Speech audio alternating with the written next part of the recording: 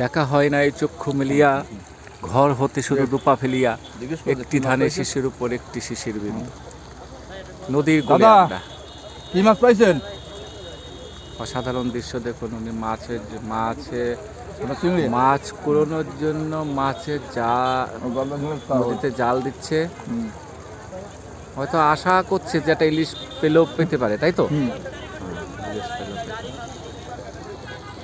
পেতে পারে। সুন্দর দৃশ্য। এখন সম্ভবত ভাটি চলছে, তাই তো? পুরো ভাটি। এখন পুরো ভাটি চলছে, ভাটি সন্ধ্যা লাগর আগ মুহূর্ত পর্যন্ত। দেখুন কচুরিপানাগুলো ভাটির দিকে যাচ্ছে।